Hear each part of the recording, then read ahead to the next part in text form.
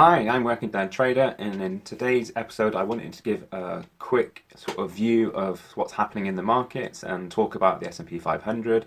There's been a lot of talk around at the minute of what's going to happen over the next few months. Is there a possible crash around the corner?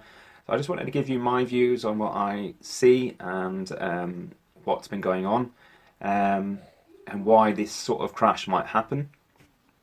If we look at some of the steps going on in the news, there's been a lot of talk by the Federal Reserve in the US. A lot of talks talking about tapering the quantitative easing and the money printing that they've been pumping into the market, just sort of tapering that back, and possible raises of interest rates to start raising the interest rates slightly.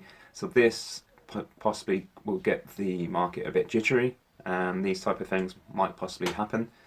Obviously, there's still things like the infrastructure bill in the US of 3.5 trillion, I think it is. I think the final vote on that is still to be happening around the 27th of September. So whether that goes through or not, again, can cause a possible difference in the market. And obviously, we've still got the main things that we've already been going through over the last few years of both in the UK and in the US. Is things are on the rise again with the dreaded virus. So is there chances of more possible lockdowns? Hopefully not, but we just don't know what's around the corner. So there's lots of different things going on in the market and possible outcomes, and there is some fear out there going into obviously this month, September. So I'm going to go through and look at historical data and look at technical data of where I believe, in my opinion, what the possible outcomes are going to be. Just remember, I'm just a regular, hard-working parent, like a lot of you guys out there, giving my opinion on the stock market and the stocks.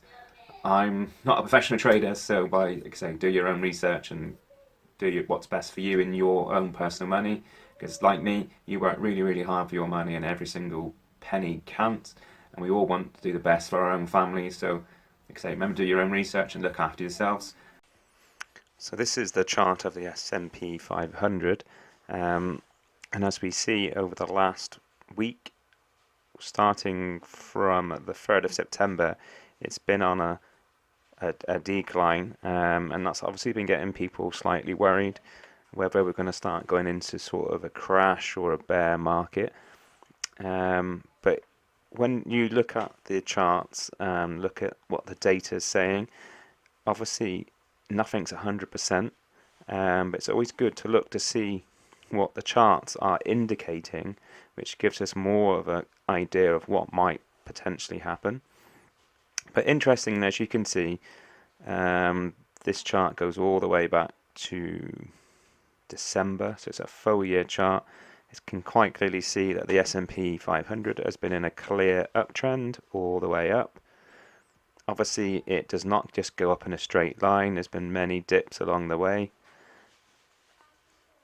on the way up, because that's how any stock market works. You go up and then you pull back and you go up again and pull back and go up again. And if we look at the moving averages, it's quite interesting that over the last year, for this year, that the market seems to have always pulled back to the 50 moving average, which is the yellow line. So it's hit that quite a few times throughout the year. So it was there, one, gone slightly past it there, 2, 3, 4, 5, 6, nearly there, 7. So there's a very good chance that we're going to decline, especially as we go into next week and hit the 50 moving average again, which could be anywhere around that sort of mark. But there's a lot obviously could happen. So short term, I would say over the next few weeks in September, there's obviously a good chance that quite a strong possibility that it's going to hit this 50 moving average. But who knows? Could it go past that? Possibly. If we look back further than that, and move it up. Look back further into the market to this time last year, as you can see here, on the September the 2nd of last year, we had a massive pullback which hit the blue line, which was the 100 moving average. Sort of pullback, went back up again in October and crashed slightly again, had quite a big pullback in the end of October before then rallying on up again. So there's past experience of last year of a pullback in September and October. So those are possibilities. And when you look at the monthly returns over the last 40 years, so this gives you an indication of how the SP 500 performed over the last 40 years by month. September is historically a bad month in the S&P. Obviously not every single year is exactly the same. Sometimes you might get a year where the S&P 500 is fine in September, but over the last 40 years of returns, September is on average been down, and it averages minus 0.77%. So this is something that happens regularly over time, and you can go back further than that, and it's also the same. And then once you get through September, October, and it's always the last 2 months of the year historically, then we always have a strong finish to the year, especially in December. So you've got to sort of start thinking about these things as well, of what's happening now and looking at past history to give you some idea of what potentially is going to happen. And like I say, when we look at of last year, it did exactly the same. It pulled back, quite a massive sharp pullback there. And it crashed quite a bit down to the 100 moving average line. And I can remember last year people really freaked out, saying we're going to go into a bear market, the market was going to crash. And it never did, because I remember it has to, from its high, it has to crash more than 20% to become a bear market, and it never did. I can't remember the exact figures now, but it wasn't not 20%. Obviously that was way back when the virus first hit, was the last time we had a bear market where it crashed massively. But it was a pretty big crash from what I can remember. It was a good 10% or more decline. So it's a possibility this could happen again in the market. That could happen in September. No one really knows. No one can predict the future. Like I say, it might not happen, but it might do. So people need to be sort of prepared for that and keep that in mind, that is a possibility of what might happen. Like I say, at the minute it hits the 50 moving average quite frequently, so that is a strong possibility. September historically is a bad month for the S&P 500, where we see a lot of pullbacks, a lot of declines. So keep that in mind in the market. And it's interesting when you go further out and you look at the weekly candles. I'm trying to smarten this up a bit. Yep. So these are on the weekly candles, and this goes back to the June 2017. And as we can see, it generally goes along. It's still in a clear upward trend, although we've had these big crashes here. We're still in an upward trend, and that's quite clear. And whatever happens in the next month or whenever, the S&P will always keep going up, up, up, but it will not constantly go up in a straight line. We will have these pullbacks, and especially last year, we went through it, and people were just losing their minds and freaking out and panic selling, and oh my God, my stock's lost 10%. Selling in panic. This is not the time to sell in panic. But interesting, when we look at the weekly chart, the candlesticks are a long, long way from the 50 moving average line.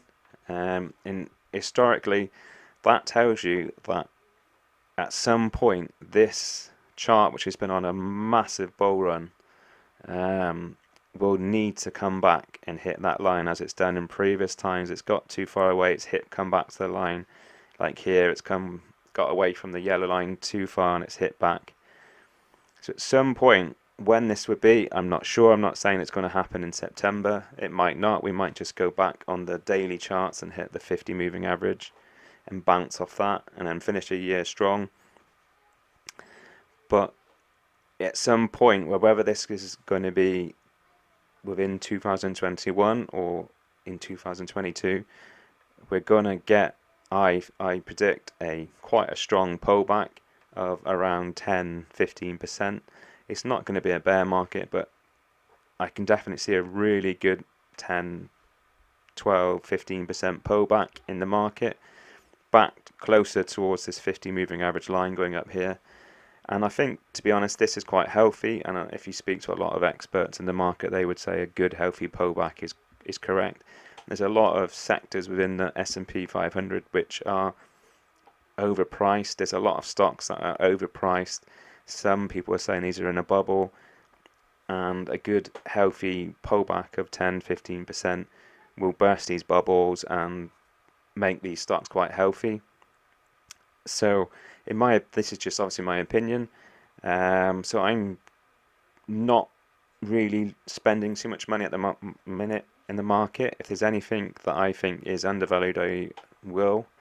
But I'm keeping a little bit of money on the side because I think there could be a good buying opportunity around the corner, especially if the market does crash 10-15%. There's going to be a lot of stocks and a lot of really great companies at a discount, and that's the time to buy, not to panic. If you are in positions where you've got good, healthy profits and you're not a long-term investor in these stocks and you just see them as a short-term trade, it might be an idea to start taking some profits if you're sitting on some nice profits on some of these stocks.